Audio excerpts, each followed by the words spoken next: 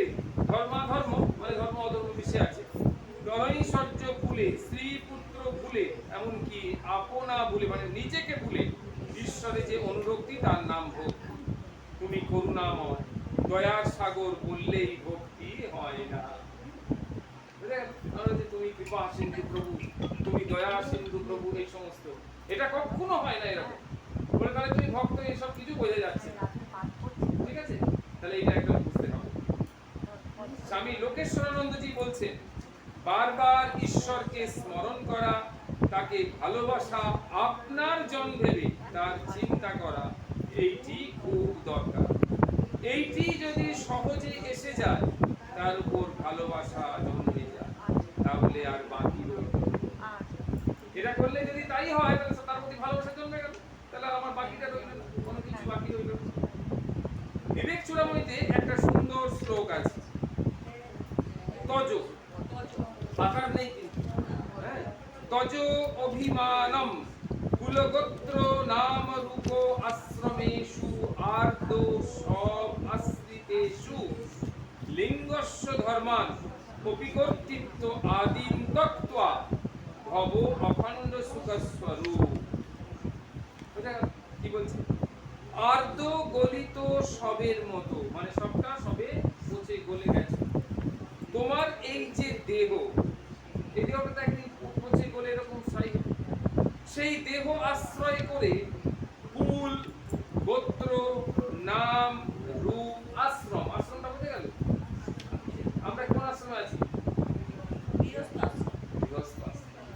যদি সন্ন্যাসী হয় কেউ, তাহলে সন্ন্যাস আশ্রম। যদি কেউ ব্রহ্মচারী হয়, তাহলে ব্রহ্মচর্য আশ্রম।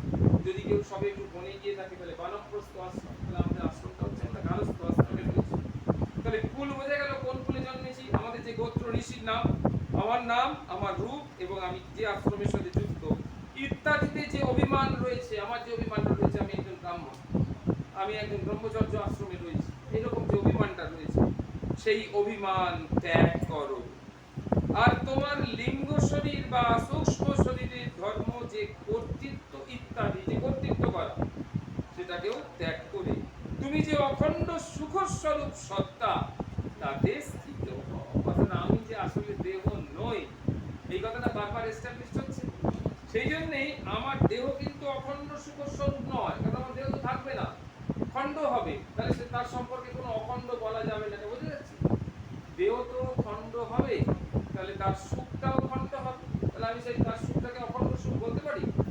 কিন্তু আত্মা খণ্ড হবে না, তাই আত্মার সুখকে অখণ্ড বলতে পারি তো? তাই জন্য বলছে, তুমি যে অখণ্ড সুখস্বরূপ সত্তা, তাতে স্থিত হও। তার মানে আমি স্থিত হতে গেলে কি করতে হবে? আমি আর দেহে নেই, আমি আত্মাতে রয়েছি। ঠিক আছে, পরিষ্কার হয়েছে? তাহলে এই শ্লোকটির ব্যাখ্যায় স্বামী লোকেশ্বরানন্দজি লিখছেন, ছান্দোক্য উপনিষদে আছে, উমা এব সুখম ন অল্পে সুখম অস্তি। আমরা মানুষরা হচ্ছে সব জন্মেছি আনন্দ থেকে, অমৃত থেকে, তাই আমাদের সামান্য আনন্দে কিছু হয়। এই আনন্দ তৃপ্তি করে না, বাড়িতে এসে আবার বিষাদ, কারণ ওই আনন্দে আমাদের হবে না। কিন্তু যদি কেউ ভগবত আনন্দে আনন্দী হয়, তার কখনো বিষাদ আসে না। এই জিনিসটা বুঝে যাচ্ছে? তাই বলছে, তোমার যে স্বরূপ, সেই উমাকে জানলে তবে তোমার সুখ লাভ হবে।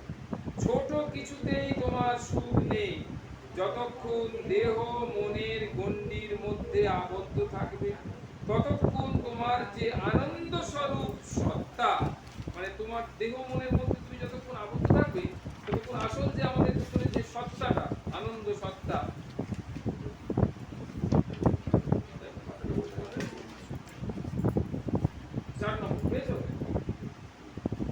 সেখানে তুমি পৌঁছতে পারবে না। দেহ মনে অহংকার ফেলে দাও, আর ফেলে দিলে কি হবে? ভব অখণ্ড সুখ স্বরূপ। ভব মানে হও। ভব শব্দটির অর্থ কি? হও। কি হব না? অখণ্ড সুখ। আমি অখণ্ড সুখ স্বরূপ, একদম অখণ্ড, নন ব্রেক। সেখানে ব্রেক করানো যাচ্ছে না, কনসিস্টেন্ট, যার মধ্যে কোনো কন্টিনিউয়াস প্রসেস, এটা কোনো ব্রেক হয়নি, খণ্ডিত নয়, একদম নট স্ক্যাটার্ড। অহংকার প্রসঙ্গে আরেকটি সুন্দর শ্লোক রয়েছে, কি সুন্দর! যাবৎ স্যার শস্য সম্বন্ধ অহংকারে দুরাত্মনা তাবৎ ন লেশমাত্র অপি মুক্তি বার্তা বিলক্ষণা। যতক্ষণ দুরাত্মা অহংকারের সঙ্গে একটা আত্মকেন্দ্রিক সম্বন্ধ থাকবে ততক্ষণ আশ্চর্য মুক্তির খবর কিছুমাত্র পাওয়া যাবে না। কিছু বোঝা গেল না? বলছে কি অহংকারটাকে দুরাত্মার সঙ্গে তুলনা করেছে। অহংকারটা কি? শুভ আত্মা নয়, দুরাত্মা, মানে খুব খারাপ জিনিস, মানে প্রেত পিশাচের মতো, যেন আমার ঘাড়ে চেপে বসে আছে। তাহলে সেই অহংকারটা যদি না যায়, অহংকারটা যদি না চলে যায়, তাহলে মুক্তি কখনো হবে না। তাই কি বললো? যতক্ষণ, হ্যাঁ দেখতে পাচ্ছি, যতক্ষণ, না ঠিক আছে, যতক্ষণ দুরাত্মা অহংকারের সঙ্গে একটা আত্মকেন্দ্রিক সম্বন্ধ থাকবে, মানে আমার অহংকার যতক্ষণ জেগে থাকবে, আমি আমি আমার আমার ভাব যতক্ষণ জেগে থাকবে, ততক্ষণ কি হবে? আশ্চর্য মুক্তির খবর কিছুমাত্র পাওয়া যাবে না। আমি এবং আমার এই যতক্ষণ জাগ্রত হবে, কেউ তোমাকে মুক্তি দিতে পারবে না। তাই সারা দিন রাত্রি মানে মনটাকে সচেতন করার চেষ্টা করো। আমাদের গুরুদেব সবসময় বলতেন, always be careful about your consciousness. You are conscious in born, তুমি জন্ম থেকেই conscious, but you make yourself conscious about your work done, about your thinking. তোমার চিন্তা সম্পর্কে কনসাস হও, তোমার ওয়ার্ক ডান সম্পর্কে কনসাস হও, কনসাস অ্যাবাউট ইউর বিহেভিয়ার, তোমার আচরণ সম্পর্কে কনসাস হও, ব্যবহার কিভাবে করছো, কথাবার্তা। কেন কনসাস হবে না? এইটা তোমার আমি এবং আমার কে প্রকাশ করছে কিনা। I and my, this two word, I and my, এই দুটোকে এক্সপ্রেস করছে কিনা সেটা দেখো সবসময়। আমাকে এরকম বললো, আমি এই কত কষ্ট করে এই সংসারটা দাঁড় করিয়েছি জানো, এই আমি এসে গেল এইরকম। তাহলে এই আমি এবং আমার এই দুটো একটা সাংঘাতিক নেগেটিভিটি, সমস্ত কিছুকে নষ্ট, তাই না? তাই এখানে বোঝা যাচ্ছে তো? তাই এখানে কি বললো, মানে কি যদি অহংকারের সঙ্গে আত্মকেন্দ্রিক সম্বন্ধ একটা থাকে, তাহলে আশ্চর্য মুক্তির খবর কিছুমাত্র পাওয়া যাবে না। অহংকার গ্রহাৎ মুক্ত স্বরূপম উপপদ্যতে চন্দ্রবৎ বিমল পূর্ণ সদানন্দ স্বয়ং। চাঁদটা সন্ধ্যেবেলা উঠেছিল, দেখলাম কি সুন্দর পূর্ণিমা। পূর্ণিমাতেই গ্রহণ হয়তো, আর অমাবস্যাতে গ্রহণ। অমাবস্যায় কি গ্রহণ হয়? সূর্য। আর পূর্ণিমায় চন্দ্র। কারণ অমাবস্যায় রাহু চন্দ্রকে খুঁজে পাবে না, চন্দ্রকে দেখা যাচ্ছে না। তাহলে অমাবস্যায় সবসময় সূর্যগ্রহণ মনে থাকবে যেটা, আর পূর্ণিমায় চন্দ্র। আমি সন্ধ্যেবেলায় দেখলাম 7টা থেকে হয়তো গ্রহণ শুরু, তাহলে আমি সন্ধ্যেবেলা 6টার সময় দেখলাম পূর্ণিমার চাঁদ উঠেছে। তো আকাশ পরিষ্কার, পূর্ণিমার চাঁদ কেমন পুরো যেমন গোল তালার মতো হয়। এবার 7টা থেকে গ্রহণ শুরু হলো, পূর্ণগ্রাস ধরো, দেখা গেল 8:30টার সময় আর চাঁদকে আকাশে দেখা যাচ্ছে, খাওয়া শেষ হয়ে গেছে। আবার 9:30 10টার সময় দেখা গেল 6টায় যেমন চাঁদ দেখেছি, সেই 10টার সময় আবার চাঁদ। এই যে দুটো চাঁদের মধ্যে পার্থক্য, 6টার সময় দেখেছি আবার 10টায় দেখলাম, মাঝখানে দেখিনি কেন? রাহু গ্রাস করেছে। তেমনি আমার ভেতরে আমার যে আত্মার স্বরূপ, এই যে জ্ঞানটা আমার চিরকালই ছিল, চিরকালই থাকবে, মাঝখানে অজ্ঞানতা এসে, মোহ অহংকার এসব এসে আমার ওটাকে চেপে দিয়েছে, ওই রাহু গ্রাস করেছে। সেই জন্য ওই যে আমার ওই যে ব্যাপারটা, সত্যিটা আমি যে আত্মা, এই বোধটা প্রকাশিত হচ্ছে না, দেখা যাচ্ছে না। তারপরে ওটা নেই, চাঁদটা নেই সেটা নয়, কিন্তু চাঁদ আছে, আবার প্রতীয়মান হবে। বুঝতে যাচ্ছে কি এটা? সেটাই শ্লোকের মাধ্যমে এখন কি বলছে, অহংকারের গ্রাস থেকে মুক্ত হলে নিজের স্বরূপ রাহু গ্রাস মুক্ত পূর্ণ চন্দ্রের মতো বিমল সৌন্দর্যে নিজের প্রভায় জ্যোতিষ্মান সদানন্দ রূপে প্রকাশ। পরিষ্কার হলো? যেমন রাহু গ্রাস করার আগে চাঁদ ছিল, রাহু গ্রাস করে রেখে দিল, সবকিছু করলো, কিন্তু যখন ছেড়ে দিল কিছু কমে যায় বা বেড়ে যায়, এরকম যেমন অ্যাজ ইট ইজ খাওয়ার আগে দেখেছিলাম, খাওয়ার পরে অ্যাজ ইট ইজ সেই রকমই রয়েছে, প্রকাশিত। স্বামী লোকেশ্বরানন্দজি ব্যাখ্যায় লিখছেন, এই যে অহং বলে একটা পদার্থ, যাকে কেন্দ্র করে দেহ মন বুদ্ধি, আমার আত্মীয়, আমার পরিবার, আমার সমাজ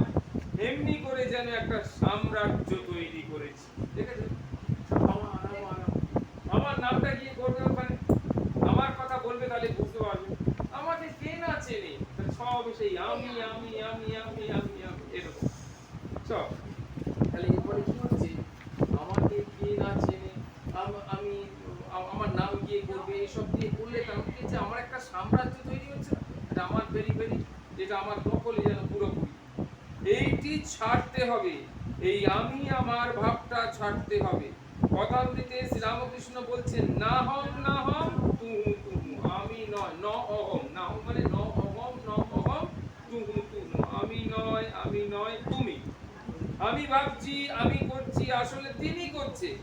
গীতায় ভগবান শ্রীকৃষ্ণ বলেছেন সকলের ভিতরে থেকে আমি তাদের চালাচ্ছি, এইটাই সত্যিকারের আমি, শ্রীরামকৃষ্ণের ভাষায় পাকা।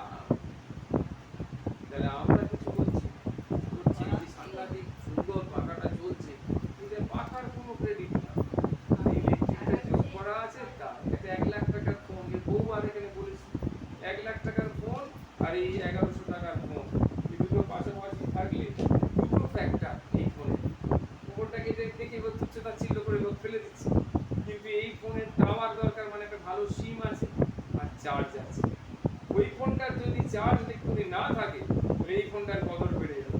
বলে তোমার ফেলে দাও তোমার 1 লাখ টাকার ফোন, এই ফোনের পর বাড়িতে ফোন করো, তখন 1100 টাকার ফোনের মাহাত্ম্য বেড়ে যাবে যদি চার্জ না থাকে। যদি সিম কার্ড ফুরিয়ে যায়, যে আজকের দিনে সিম কার্ডের আমার রিচার্জ ফুরিয়ে গেছে, টাকা নেই, তখন ওই 1 লাখ টাকার ফোন বিসর্জনের তৈরি, কোনো কাজে আসবে না, সামান্যতম কাজে আসবে না, বলে এটা ফেলে দিলেই ভালো। বলে তখন 1100 টাকার ফোন দিয়ে দেবো, যে তাও তো একটু ফোন করে বাড়িতে দেখি আমার রিচার্জ ফুরিয়ে গেছে, আমার ফোনে চার্জ নেই।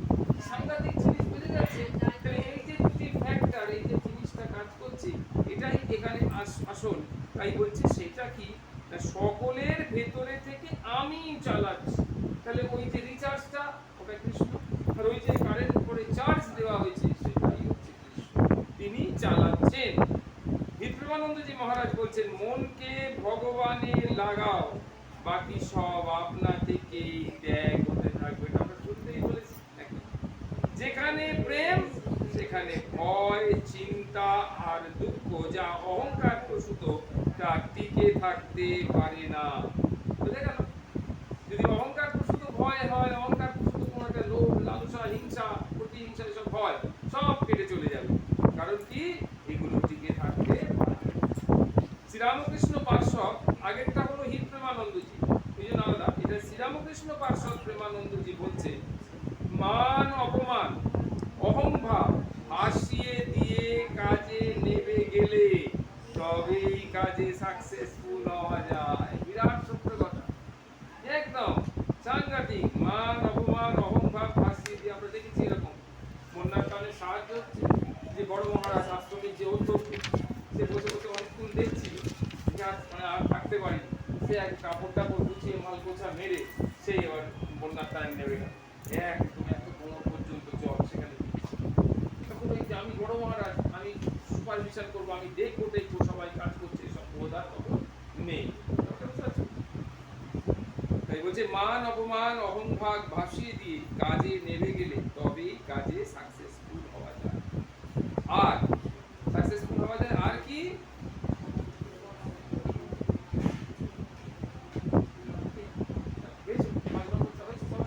আর স্বার্থপরতা ও কর্তৃত্বের ভাব ঢুকছে কিনা।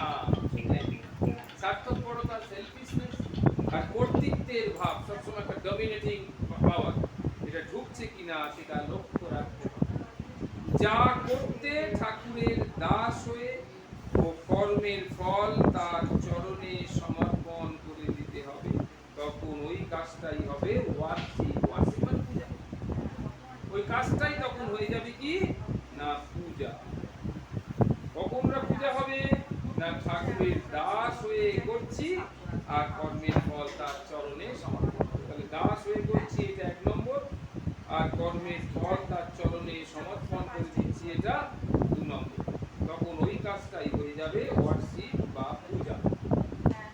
শ্রী শ্রী স্বরূপানন্দ পরমহংসদেব বলছে, কি সুন্দর দেখো, ভক্তিহীনের কর্ম শুধু মরুভূমির বালি, কোন কাজে আসে। কর্মহীনের ভক্তি শুধু বাসি ফুলের ডাল। কর্মহীনের ভক্তি মানে যে কর্ম করে না কিন্তু একদম ভক্তিতে, বাড়িতে বাজার হাট করে না, খাবে জানে না, সকাল থেকে হরি কীর্তন করতে বেরিয়ে গেল, আরে সকালবেলা উঠে বাড়ির কাজকর্ম একটু একটু জল এনে দিয়ে পাচ্ছি না, রান্না চুলা বসে সব বলছি হ্যাঁ ওগুলো করতে করতে নাম করো, করা হয়ে গেলে তখন আমরা কি করবো? তাই বললো কর্মহীনের ভক্তি, সেটা কি না ফুল, কিন্তু কেমন ফুল না বাসি ফুল, কোনো কাজে আসবে না, কোনো কাজে লাগবে না। তাই বললো কর্মহীনের ভক্তি শুধু বাসি ফুলের ডাল, জ্ঞানহীনের কর্ম শুধু শূন্য অন্ন খালি। জ্ঞানহীনের যে জানে না যে কর্মটা কেন করছি, কর্মটা কিভাবে করছি, সেসব যে জানে না, থালা দেওয়া হয়েছে, ভাত দেওয়া হয়নি, সে থালা নিয়ে বসে আছে, একটা ব্যাচ পুরো শেষ হয়ে গেল, সে থালা নিয়ে বসে আছে, কোনো ভাতের কিছু অল্প। আর ভক্তিহীনের জ্ঞান শুধু আড়ম্বর খালি, ভক্তিহীনের জ্ঞান শুধু আড়ম্বর। আড়ম্বর মানে বাইরে লোক দেখানো, হ্যাঁ ভক্ত সাজা হওয়া নয়, ভক্ত সেজে নিজে বসে আছে কিন্তু হওয়া নয়, এইরকম। হ্যাঁ ভক্ত হইনি সেজে।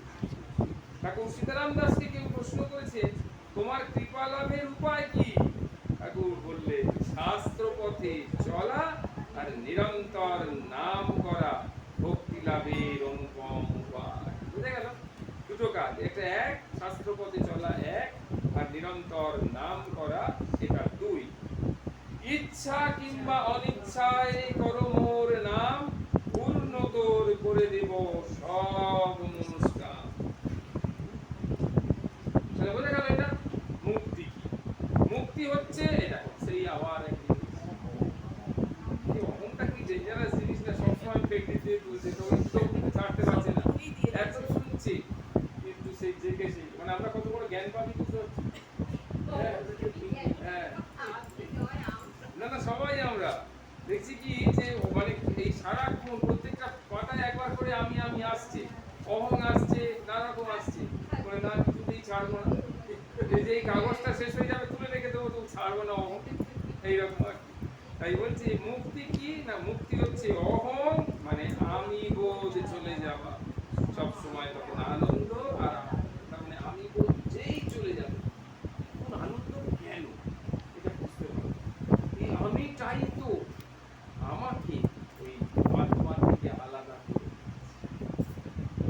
আমি চাই আত্মা থেকে আলাদা করে দিচ্ছি, আর আত্মা তো স্বরূপত আনন্দময়, আত্মার তো বৈশিষ্ট্য হচ্ছে আনন্দ, তাই না? হ্যাঁ ধরো আমার ব্যাংকের মধ্যে এসি রয়েছে, সেই ব্যাংকে আমার ভাই হচ্ছে ম্যানেজার, আমি ভাইয়ের মুখ দেখি, তাই যতক্ষণ ভাই ব্যাংকে থাকবে আমি ব্যাংকে ঢুকতে পারবো না, পারবো কারণ আমি বাইরের একবার দরজার সামনে দাঁড়িয়ে আছি, ওই রোদ্দুরে 10টায় গিয়েছি, হ্যাঁ খালি জিজ্ঞেস করছি ম্যানেজার কখন যাবে, ম্যানেজার কখন যাবে, দাঁড়িয়ে আছে একদম দরজার এই পাশে, দরজার উপরে ঠান্ডা আর এই পারে প্রচন্ড গরম, কিন্তু আমি ঢুকতে পারছি না, কিছু বললো 3:30টার সময় ম্যানেজার বাবু বেরিয়ে গেল, ঠিক আছে বন্ধ করে রয়েছে, যে 3:30টায় বেরিয়ে গেল, আমি ঠান্ডা একেবারে কাছে রয়েছি, অথচ ঠান্ডার আস্বাদ গ্রহণ করতে আমি পারছি না, তার কারণ কেন? ওই অহং, আমি তো ব্যাংকে, আমার ভাইয়ের তো ব্যাংক নয়, ভাই তো ব্যাংকের কর্মচারী, আমি ব্যাংকে যাবো আমার মতো, কিন্তু আমি যেতে পারবো না, আমার অহং কাজ করছি যে আমি ভাইয়ের মুখ দেখি না, তাই আমি যেখানে ঠান্ডার আস্বাদটা পাচ্ছি ওই গরমে একদম দাঁড়িয়ে আছি, কিছু করার নেই। তাহলে অহংটা কি ডেঞ্জারাস জিনিস বুঝতে পারছো? তাই বলছে কি যে ধর্মহীন ব্যক্তি আর পত্রহীন বৃক্ষ সমান শ্রীহীন। পাতা যখন ঝরে যায় তখন গাছের আর কোনো এ থাকে, তেমনি ধর্মহীন যদি কোনো মানুষ হয় তাহলে তার শতরূপে সারদা থেকে একটি উদ্ধৃত অংশ। শ্রী শ্রী মায়ের মতে সাধন মানে তার পাদ পদ্ম সর্বদা মনে রেখে তার চিন্তাতে মনকে ডুবিয়ে রাখা, তার পাদ পদ্ম সবসময় মনে রেখে তার চিন্তাতে ডুবিয়ে। মায়ের কাছে জনৈক সন্তান কুণ্ডলিনী জাগ্রত করে দেবার জন্য প্রার্থনা জানালে মা বলেছিলেন ধ্যান জপের মাধ্যমে কুণ্ডলিনী জাগ্রত। মনের নিগ্রহকে গীতার বাতাসকে আয়ত্ত করতে জানার মতো মনের নিগ্রহকে গীতার বাতাসকে আয়ত্ত, গীতার পর একটা কমা দিয়ে দাও তাহলে পড়তে সুবিধা হবে, মনের নিগ্রহকে মানে মনের কন্ট্রোলকে গীতায় বাতাসকে আয়ত্তে আনার মতো কষ্টসাধ্য বলা হয়েছে। মাও বলেছেন প্রায় একই কথা। না মত্ত হস্তি মা হাওয়ার সঙ্গে সঙ্গে ছোটে। মন স্থির করার উপায় হিসেবে মা ধ্যান জপের উপর জোর দিয়েছে। বলেছে নিত্য ধ্যান করবে, কাঁচা মন কিনা ধ্যান করতে করতে মন স্থির হয়ে যাবে। সঙ্গে সঙ্গে মা বলেছে নিত্যানিত্য বস্তু বিবেকের কথা, নিত্য অনিত্য। ওইটা বলে নিত্যানিত্য।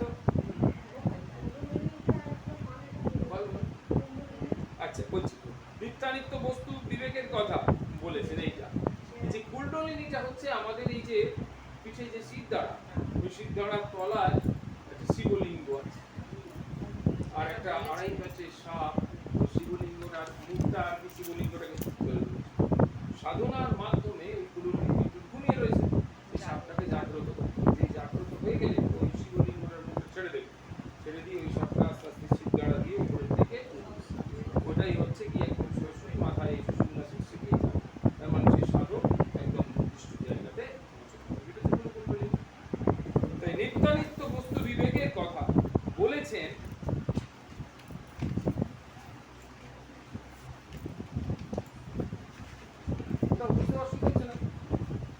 বলেছেন বিচার সর্বদা করবে। যে বস্তুতে মন যাচ্ছে তা অনিত্য চিন্তা করে ভগবানে মন সমর্পণ করবে। কোন বস্তুতে মন যাচ্ছে দেখে নিলাম ওটা তো অনিত্য, তাহলে কেন মন যাবে? তার থেকে ভগবান যাবে, সেই জন্য মন ওই বিষয়টা থাকে। মনের ভোগমুখী বৃত্তি দূর করবার প্রধান উপায় এই নিত্য অনিত্য